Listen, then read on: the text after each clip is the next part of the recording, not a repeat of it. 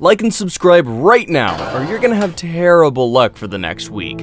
Everybody and their dog knows about SeaWorld and might instantly relate the famous thrill park with the famous killer whale, Shamu. SeaWorld's main attraction is its killer whales, and many of their visitors troop there every year to watch the orcas and their human partners, or performers, create the most elaborate performances. While that seems like a great way to spend an afternoon out with the family, there is still a lot about SeaWorld that the rest of the world doesn't know. Make sure to stick around to see why SeaWorld might be parting with its most tourist-attracting orca show. Number 10. Where and how it all started. You might not know this, but SeaWorld was actually created with the intent of turning it into an underwater restaurant. That's right, the place where your childhood self longed to visit every summer to see dolphins and orcas perform was actually supposed to be a place to wine and dine. Founded by George Millay, Milt Shedd, Ken Norris, and David DeMott in 1964, the venture was planned as an underwater restaurant until the founders realized that the plan was either not possible or reasonable to pursue. They decided to change course and settled on a marine zoological park. The park was set to be built on 21 acres along the shores of San Diego's Mission Bay, with a starting investment of $1.5 million, 45 employees, some dolphins, sea lions, and 2 saltwater aquariums. They probably knew it was a great idea, and they were sure it would attract a significant number of people. Still, nothing could have prepared them for the massive turnout they got. In just 1 year, SeaWorld entertained more than 400,000 guests. It was unbelievable how many people were drawn to the Marine Thrill House. They just kept coming, and the venture continued to grow even larger, and that's how SeaWorld was born. Number 9. The Long Tail of Shamu. There are some whales whose names mark the halls of history, like Moby Dick and Old Tom. However, SeaWorld's original, Shamu, is one famous whale that deserves to be studied. Shamu first appeared in the San Diego SeaWorld in the mid to late 1960s. Caught in October 1965, Shamu was the 4th orca ever captured and the 2nd female. She was also the first intentional live capture of a healthy orca. The 3 previous orcas that were captured were obtained mainly by luck. Shamu was captured at a very young age, weighing 2,000 pounds and measuring 14 feet in length. Shamu's name was actually derived from one of the original orcas' names, Namu. Shamu was derived from the name Shi-Namu, which meant friend of Namu. The popularly loved killer whale was retired in April 1971 after a horrific incident in which she bit a trainer during a publicity event. Following that, the poor orca seemed to deteriorate, exhibiting erratic behaviors. 4 months later, she died in August 1971 after about 6 years of performance.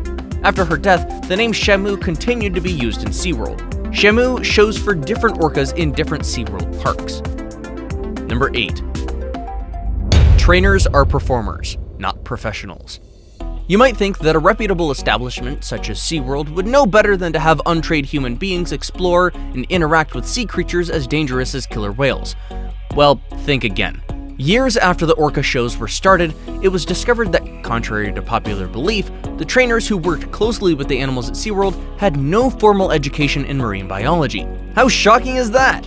These guys were only hired as performers to put on a good show for the visitors and not actually educate them about the intelligence, social nature, behavior, and habitats of the animals held at SeaWorld. How could they, when they themselves knew almost nothing about those things?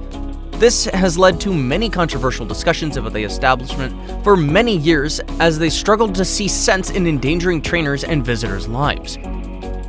Number 7. Animal lifespan in captivity. When they're in the wild, orcas and dolphins are highly intelligent animals that love to swim and explore the vast distances of the waters stretching across the planet.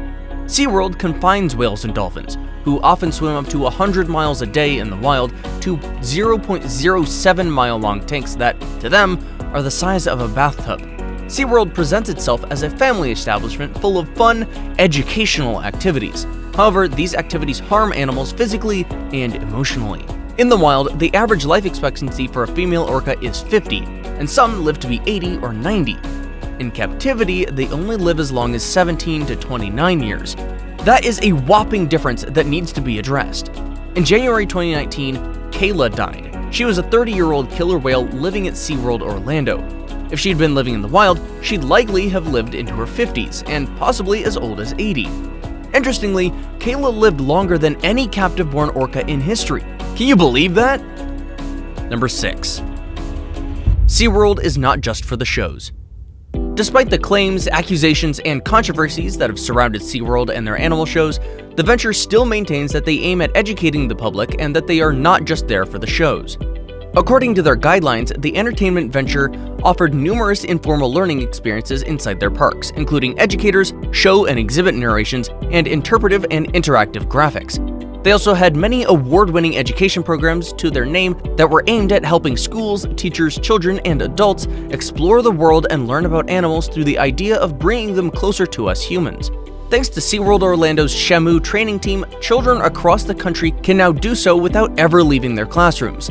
They strive to stick to those guidelines to maintain a healthy and educational environment. But even with the prospects of studying marine life and animal care, many things still go awry in the day-to-day operations of SeaWorld's business. Deep at heart, the business maintained that its main goal was not the shows, but education. Number 5. The killed if not captured technique. There was once a rule that orca capturers went by.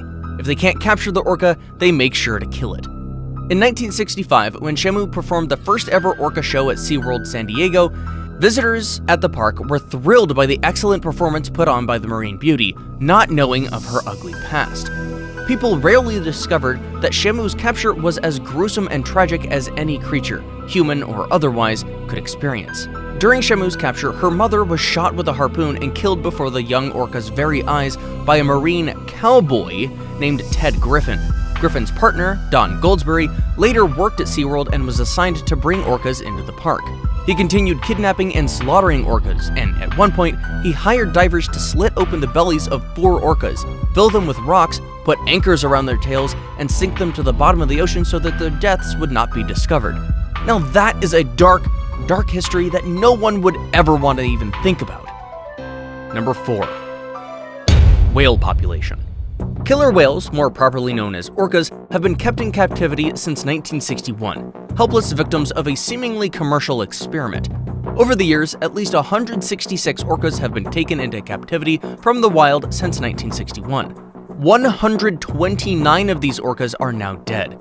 At least 166 orcas have died in captivity, not including 30 miscarried or stillborn calves. SeaWorld holds 20 killer whales in its 3 parks in the United States, and at least 49 orcas have died at SeaWorld. SeaWorld holds more orcas than any other marine park. Tilikum, whose story was told in the movie Blackfish, was held at SeaWorld Orlando, Florida. The Miami Sea Aquarium holds a solitary orca taken from the wild, Toketai Lalita. A third of the world's captive orcas are in the United States, and all but one of those live at SeaWorld's 3 parks in Orlando, San Diego, and San Antonio. As of August 2019, there were 60 orcas in captivity worldwide, 33 of which are captive-born, and 20 of those belonging to SeaWorld. Number 3. SeaWorld has many parks. Obviously, originally an American-owned the park, SeaWorld has its headquarters in Orlando, Florida. There are operations located with the United States in Orlando, Florida, San Diego, California, San Antonio, Texas, and many years after the first locations were established, more SeaWorld parks were built outside the United States in places such as Abu Dhabi in the United Arab Emirates. SeaWorld San Diego, the first SeaWorld park, opened on March 21, 1964. The park features shows such as Sea Lions Live, a comedic show with sea lions and otters, Dolphin Days, a dolphin show, and Orca Encounter, an educational show about killer whales and their behavior in the wild. Interestingly, this is the only park that was shut down since mid-March 2020 in response to the COVID-19 pandemic. SeaWorld Orlando opened on December 15, 1973, and it is also home to the original Journey to Atlantis water coaster. The SeaWorld branch in San Antonio opened in 1988. Its formal opening over Memorial Day weekend in 1988 held about 75,000 people. 3.3 million people visited SeaWorld San Antonio during its first year, which is 10% more than what was originally projected. The Abu Dhabi SeaWorld has not yet been opened, but for a long while, SeaWorld has had the project in works and plans to launch the branch sometime in 2022. Now it's time for today's best pick. Today's best pick was a photo sent in by a subscriber. Your photo could get featured in our next video too. Just make sure to send it in, and who knows, you might get lucky. Number 2. The orca's fins tell a story. This fin is referred to as the dorsal fin and has been noted in several captive whales to have collapsed after spending time in captivity. A dorsal fin is held erect by collagen, which normally hardens in late adolescence. The collapsed dorsal fins commonly seen in captive whales do not result from a pathogenic condition, but are instead thought to most likely originate from the cramped living and swimming conditions they're subjected to, as well as the unnatural diet of thawed, dead fish which they're fed. After it was discovered that the living conditions in captivity were so blatantly displayed in the appearance of the orcas, SeaWorld came under serious heat for mistreating the whales. The establishment claims that this condition is common. However, in the wild, it rarely ever happens and is a sign of an injured or unhealthy orca. That is just heartbreaking. Before we move on, I've got a little challenge for you that'll take 5 seconds to complete. So here's the deal. You just leave a like on this video, smash that subscribe button and hit the notification bell, and you will get 25 years of amazing luck. Try it, it really works. Number 1. SeaWorld's plans to scrap orca shows. With all that we've talked about, you've probably formed an opinion about whether or not you should stand with SeaWorld. Regardless, the thrill parks still have a lot to offer, and deep down, their aim is to bring nature and wildlife to you and me so that we can admire and learn. In 2019, SeaWorld officially revealed that they would start by changing the beloved centerpiece killer whale show, replacing it with a more educational feature called Orca Encounter. Way to go, SeaWorld! That's all for today, you guys. Thank you for watching, and don't forget to give us a big thumbs up and smash the subscribe button so you don't miss any content. You rock!